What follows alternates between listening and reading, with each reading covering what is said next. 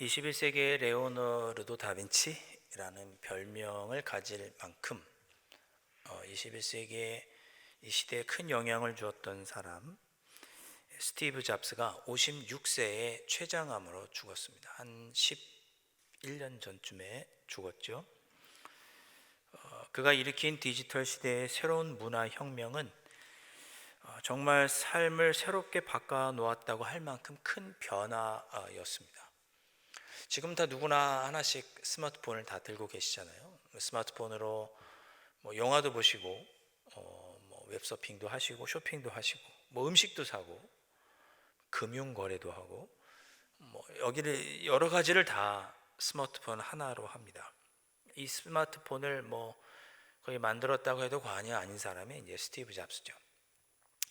그처럼 큰 일을 했던 이 스티브 잡스의 삶에 있어서 3번의 중요한 변화의 기회가 있었다고 합니다. 그 가운데 한 번이 17살 때 있었던 일인데요. 그가 하나의 문장을 읽은 후에 그의 삶이 변하게 되었다라고 그가 수레했습니다. 매일을 인생의 마지막 날인 것처럼 살아간다면 어느 날 분명하게 올바른 길에 서 있는 당신 자신을 만날 수 있을 것이다. 이런 문장이었습니다. 매일매일을 인생의 마지막 날인 것처럼 살아간다면 어느 날 분명하게 올바른 길에 서 있는 당신 자신을 만날 수 있을 것이다.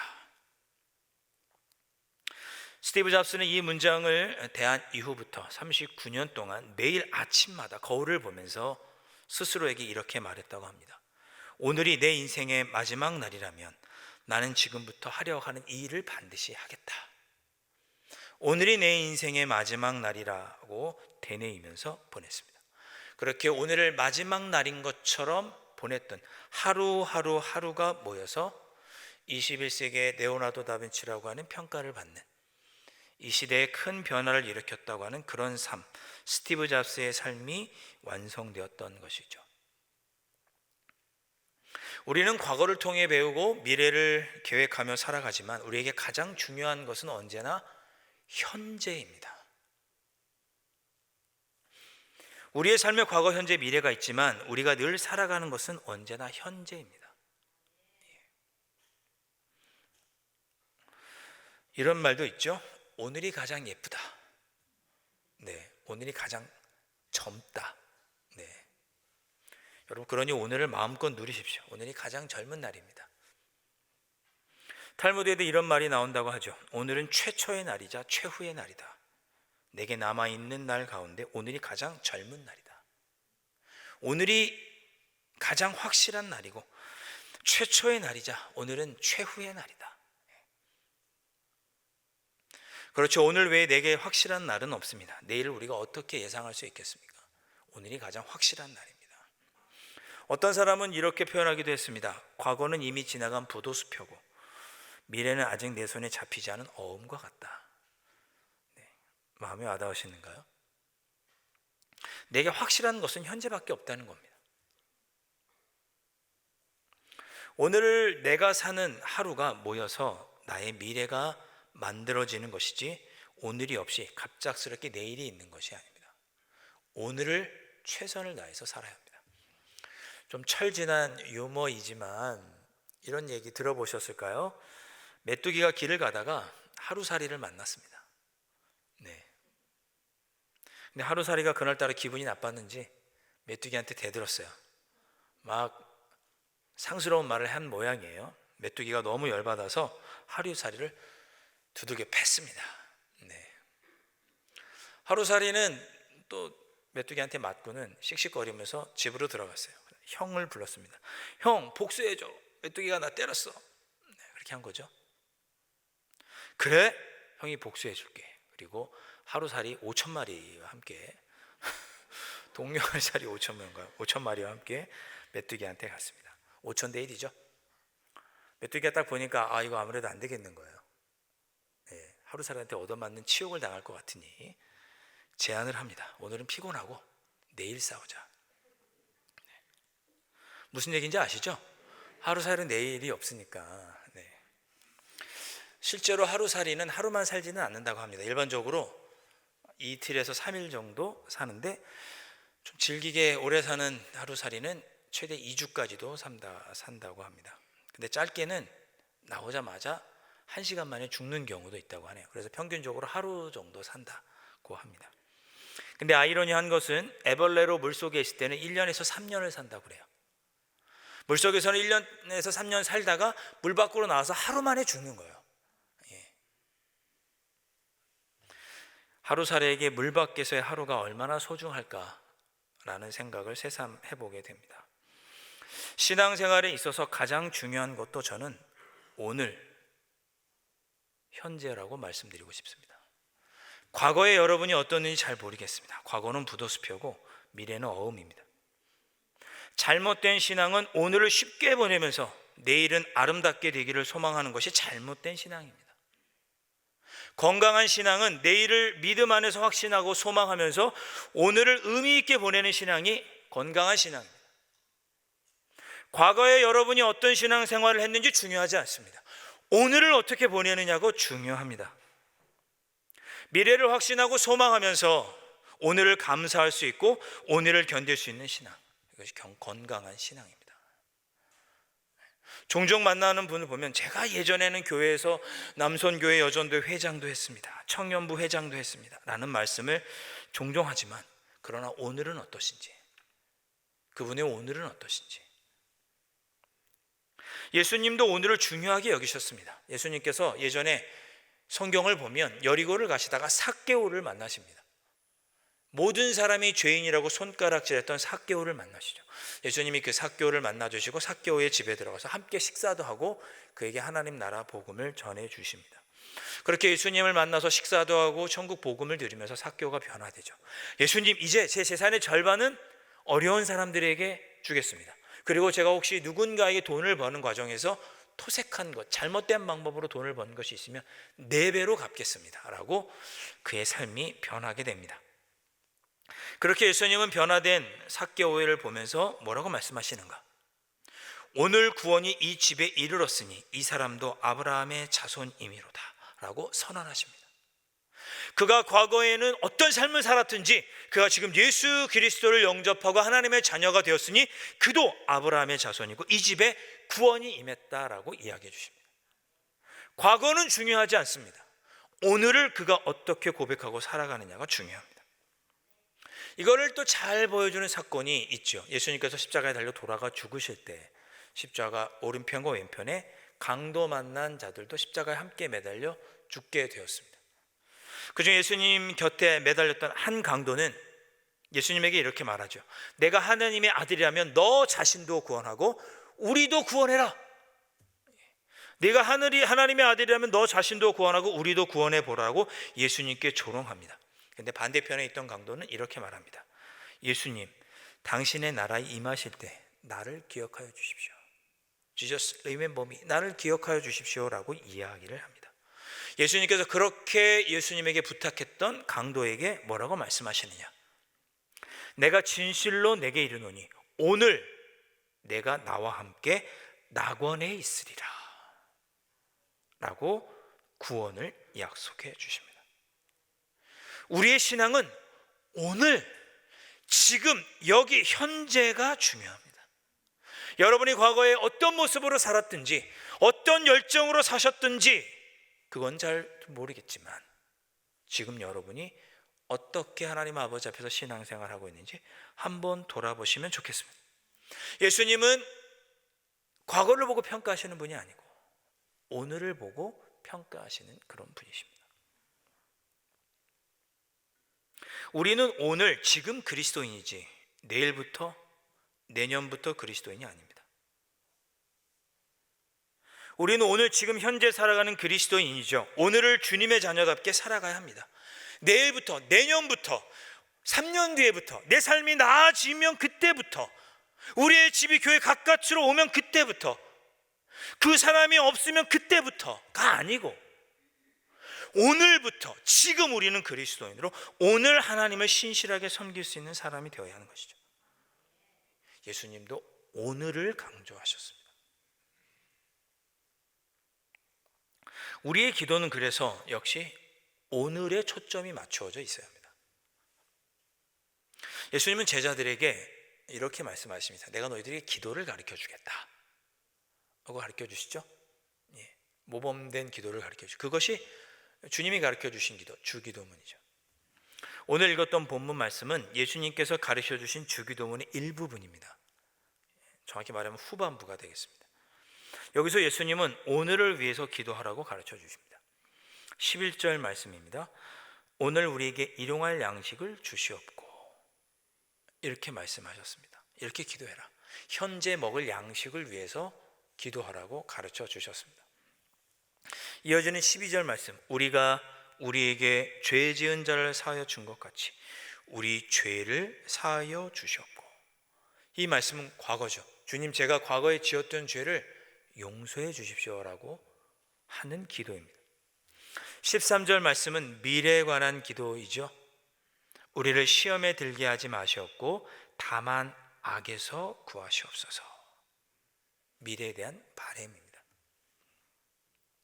이 세 가지 기도는 이 세상에서 온갖 어려움 속에 부딪히며 살아가는, 현재를 살아가고 있는, 오늘을 살아가고 있는 우리들에게 반드시 필요한 기도입니다. 과거에 지은 죄를 용서해 주시고 미래의 시험에 빠지지 않게 하시고 오늘의 어려움을 해결해 주시옵소서. 이 기도입니다. 우리는 언제나 오늘 지금 여기를 살아가고 있습니다. 그런데 과거에 얽매인 채 오늘을 살아가는 경우도 종종 있습니다. 과거의 상처, 과거의 죄책감, 과거의 실수 등에 얽매여서 정작 매일매일 새롭게 주어지는 오늘을 기쁨과 감사함으로 누리지 못하고 살아갈 때가 있습니다. 과거에 얽매여서 무거운 짐을 지고 살아갈 때가 많이 있습니다. 아마도 이 땅에 많은 사람들이 과거에 얽매인 오늘, 그리고 전혀 새롭지 않은 오늘을 살아가고 있습니다. 여러분, 심리학자들 보시면 심리학자들은 다 과거지향적입니다. 왜냐고요? 이 사람이 이런 행동을 한 걸 보니 과거에 이랬었나 보다, 이렇게 접근하는 거예요. 그 사람이 이렇게 행동하는 거 보니 어렸을 때 이런 어려움이 있었나 보다, 이런 상처가 있었나 보다, 그래서 이렇게 행동하나 보다. 과거를 통해서 그 사람을 평가합니다. 그런데 예수님은 우리에게 과거로부터 벗어나 오늘을 날마다 새롭게 누리라고 우리에게 말씀하십니다. 히브리서 2장 14절과 15절의 말씀을 제가 한번 읽어보겠습니다. 자녀들은 혈과 육에 속하였음에 그도 또한 같은 모양으로 혈과 육을 함께 지니심은 죽음을 통하여 죽음의 세력을 잡은 자 곧 마귀를 멸하시며 또 죽기를 무서워함으로 한평생 매여 종노릇하는 모든 자들을 놓아주려 하십니. 예수님께서 인간의 몸, 혈과 육, 우리가 똑같은 혈과 육으로 인간의 몸으로 이 땅에 오신 이유는 예수님께서 인간의 몸을 입고 오셔서 십자가에 달려 돌아가 죽으심으로 말미암아 한평생 죽음의 권세, 마귀의 권세, 그것에 눌려서 무서워 벌벌 떨면서 종노릇하던 우리를 자유롭게 놓아주고 해방시켜 주시기 위해서 오셨다라고 하시는 말씀이 히브리서 12장 14절 15절 말씀입니다. 복음은 우리를 과거로부터 자유롭게 하는 것입니다. 여러분의 과거의 잘못으로부터 여러분 벗어나셔야 돼요. 예수님을 통해 과거의 짐으로부터 자유롭게 되시기를 주님의 이름으로 간절히 축원드립니다. 뿐만 아니라 예수님으로 말미암아 우리는 새로운 시간, 미래를 꿈꿀 수 있게 되었죠. 고린도후서 4장 16절 말씀. 그러므로 우리가 낙심하지 아니하노니 우리의 겉사람은 낡아지나 우리의 속사람은 날로 새로워지도다. 아멘. 겉사람은 낡아지는데 어떻게 속사람은 새로워질 수 있을까요? 일반적인 시간 계산이 아닌 거죠. 예수 그리스도를 통해 우리는 더 이상 이 땅의 시간에 속한 자가 아니라 새로운 세상에 속한 사람이 되었습니다. 그러니 복음으로 인하여 우리는 진정 하늘에 속한 자가 되었으니 새하늘과 새 땅, 장차 올 하나님 나라를 소망하면서 살아가는 삶을 살아야 하는 것이죠. 그렇게 우리는 이제 이 땅을 살아갈 때에 과거의 죄와 상처에 굴복하지 않고 미래를 기다리고 소망하면서 오늘을 더욱 담대하고 자유롭게 능력 있게 기쁘게 살아가야 합니다. 그렇게 살아가도록 기도하라고 예수님께서 말씀하신 거예요. 예수 그리스도로 말미암아 오늘을 자유롭게, 예수 그리스도로 말미암아 오늘을 능력 있게 담대하게 살아가라. 오늘 보면 11절 말씀은 오늘을 넉넉하고 담대하게 살아가기 위해서 예수님께서 오늘의 일용할 양식을 위해서 기도하라고 가르쳐 주신 것입니다. 자, 여기서 말하는 오늘의 일용할 양식은 전통적으로 기독교 역사를 보면 이 양식은 두 가지 것을 의미했습니다.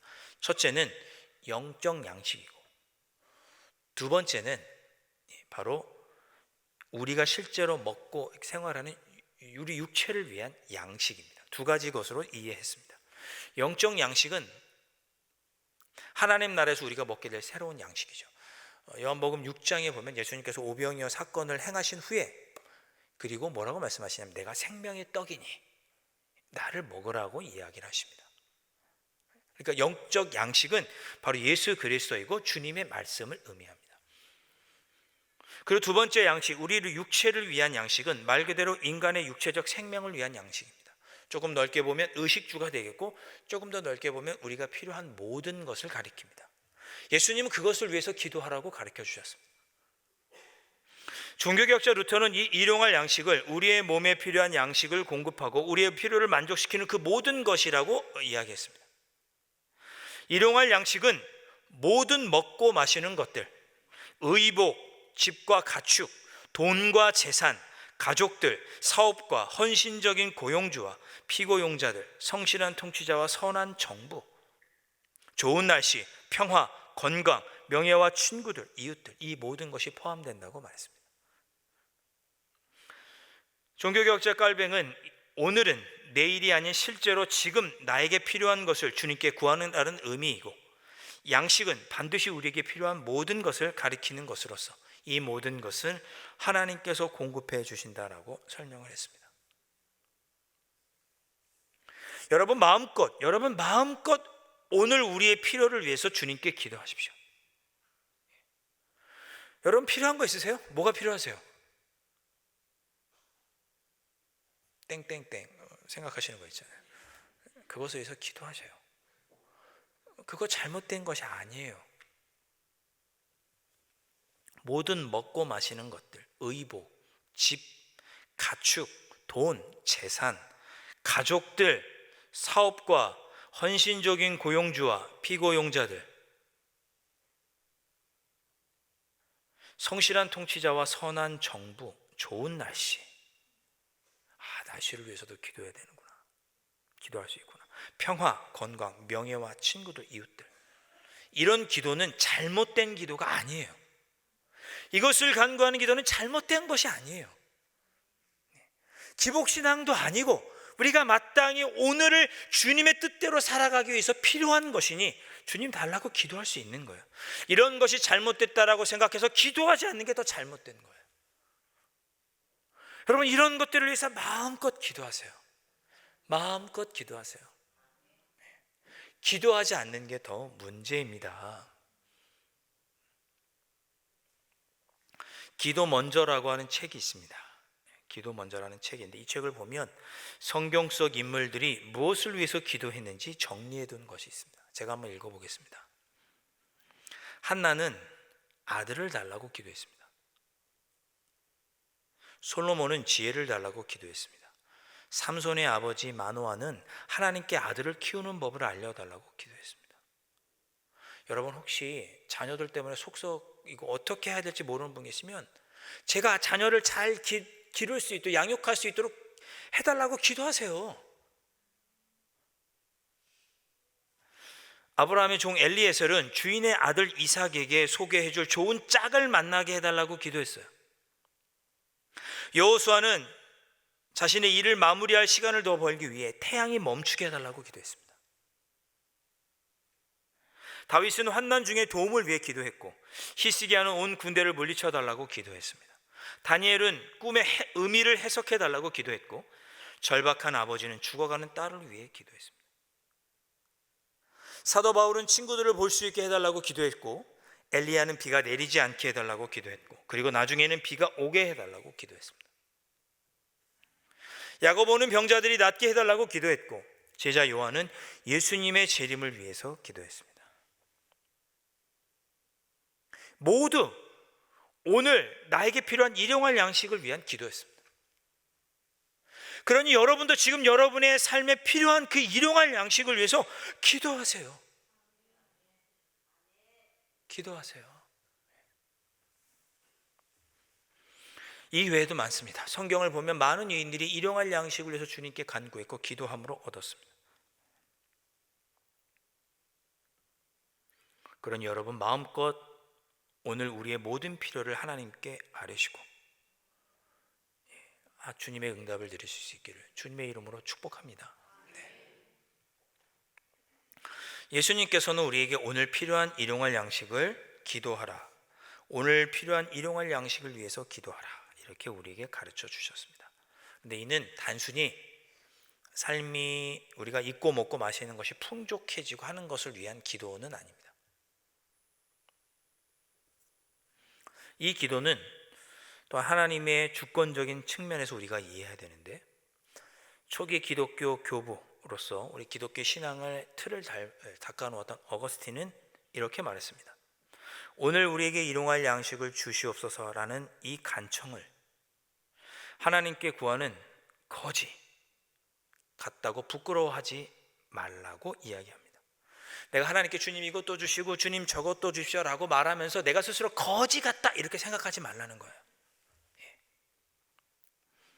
그는 이렇게 말했습니다. 그는 이 땅에서 그 어떤 부유한 자라도 하나님 앞에서는 거지와 다름이 없다는 것을 명심해야 한다 강조했습니다. 재산이 10조가 됐든 100조가 됐든 하나님께서 주시지 않으면 그 어떤 것도 누리지 못한다는 거죠. 우리의 삶의 모든 것을 주시고 누리게 하시는 분은 하나님이시라는 거죠. 우리의 먹고 입고 마시는 모든 것이 하나님의 주권에 달린 것이니 하나님께서 허락하실 때만 우리가 누리게 된다. 그러니 거지 같다고 생각하지 말고 삶의 모든 필요를 하나님께 아뢰라. 하나님께서 주관하시고 하나님께서 주신다는 것을 일용할 양식을 위하는 기도에 그 의미가 담겨 있다고 어거스틴은 말했습니다.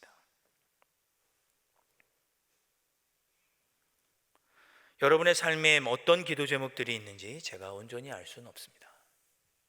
그러나 여러분 그것을 위해서 기도하는 것을 부끄러워하지도 마시고 여러분의 필요를 위해서 간절히 주님께 아뢰십시오. 그러면 그 모든 것의 주권자 되시고 섭리하시는 하나님께서 우리에게 응답해 주실 것입니다.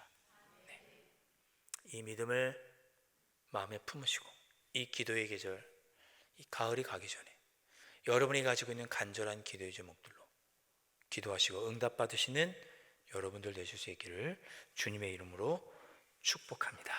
기도하겠습니다.